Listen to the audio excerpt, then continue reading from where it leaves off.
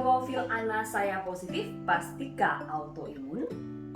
Belum tentu demikian. Jadi, hasil profil Ana hanya merupakan pemeriksaan penunjang. Diagnosis membutuhkan kombinasi antara gejala klinis yang Anda rasakan dan hasil pemeriksaan penunjang. Jangan panik dengan hasil profil Ana yang positif. Konsultasi balik ke dokter Anda untuk diagnosis yang tepat. Contohnya, misalnya Anda mendapatkan hasil anti-SCL70 positif. Apakah Anda pasti skleroderma? Belum tentu demikian.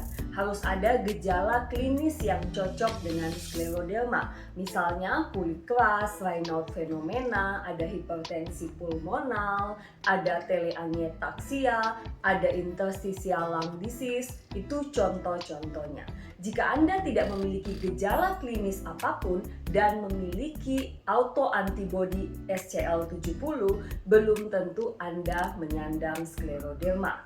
Jadi, dalam diagnosis autoimun, yang paling penting adalah gejala klinis yang Anda alami. Jangan juga berkata bahwa antijo saya positif, saya pasti polimiositis. Tidak demikian. Sekali lagi, profil Ana hanya merupakan suatu pemeriksaan penunjang. Adanya antijo yang positif tanpa gejala polimiositis bukan berarti Anda menyandang polimiositis. Gejala polimiositis misalnya kelemahan otot, contohnya kesulitan mengangkat tangan atau kesulitan naik tangga, kemudian adanya enzim otot yang meningkat, dan pemeriksaan EMG yang condong ke arah kelainan otot. Itu contoh-contohnya. Satu contoh lagi, ada yang berkata kalau saya punya anti-SSA dan anti-SSB positif, saya pasti Sjogren syndrome. Tidak demikian. Autoantibody anti-SSA dan anti-SSB bisa ditemukan pada beberapa penyakit autoimun, misalnya lupus, Sjogren, dan juga bisa ditemukan pada orang normal. Menegakkan diagnosis Sjogren tidak cukup dengan anti-SSA dan anti-SSB saja.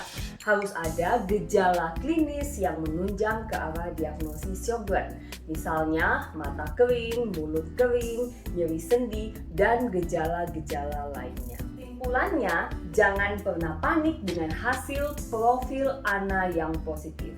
Konsultasikan lagi ke dokter yang meminta pemeriksaan itu agar Anda bisa mengambil kesimpulan yang tepat.